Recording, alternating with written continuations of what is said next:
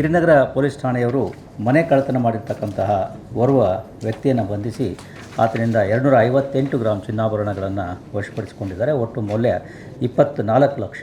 ಇದು ಆಗಿರ್ತಕ್ಕಂಥದ್ದು 18/1/25 ಮತ್ತು 2/2/25 ಮಧ್ಯದಲ್ಲಿ ಇವರು ಫಿರ್ಯಾದಿದಾರನಿದ್ದಾರೆ.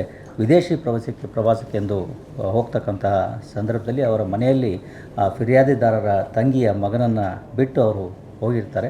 ಆದರೆ ಅವರು ವಾಪಸ್ ಬಂದ ನಂತರದಲ್ಲಿ ಮನೆಯ ಲಾಕರನ್ನು ಪರಿಶೀಲಿಸಿದಾಗ ಅದರಲ್ಲಿ ಕೆಲವೊಂದು ಚಿನ್ನಾಭರಣಗಳು ಇಲ್ಲದೇ ಇರತಕ್ಕಂಥದ್ದು ಕಂಡುಬಂದು ಅದ್ರ ಬಗ್ಗೆ ಪೊಲೀಸ್ ಠಾಣೆಯಲ್ಲಿ ದೂರನ್ನು ಸಲ್ಲಿಸಿರ್ತಾರೆ. 20 ಫೆಬ್ರವರಿಯಂದು ತನಿಖೆಯನ್ನು ಕೈಗೊಂಡ ಪೊಲೀಸರು ಬೇರೆ ಬೇರೆ ಆಯಾಮಗಳಿಂದ ತನಿಖೆಯನ್ನು ಕೈಗೊಂಡು ಈ ಪ್ರಕರಣದಲ್ಲಿ 28 ಏಪ್ರಿಲ್ರಂದು ಫಿರ್ಯಾದಿದಾರರ ಪತ್ನಿಯ ತಂಗಿಯ ಮಗ ಚೆನ್ನೈನ ಒಂದು ಕಂಪನಿಯಲ್ಲಿ ಕೆಲಸ ಮಾಡಿಕೊಂಡಿರ್ತಕ್ಕಂಥವನು ಆತನನ್ನು ವಶಕ್ಕೆ ಪಡೆದು ಆತನನ್ನು ಕೂಲಂಕುಷವಾಗಿ ವಿಚಾರಣೆ ನಡೆಸಿದಾಗ ಆತ ಈ ಚಿನ್ನಾಭರಣಗಳನ್ನು ಕದ್ದಿರ್ತಕ್ಕಂಥದ್ದನ್ನು ಒಪ್ಪಿಕೊಂಡಿರ್ತಾನೆ. ಅದರಂತೆ ಆತನ ಬಂಧನವನ್ನು ಮಾಡಲಾಗಿದೆ.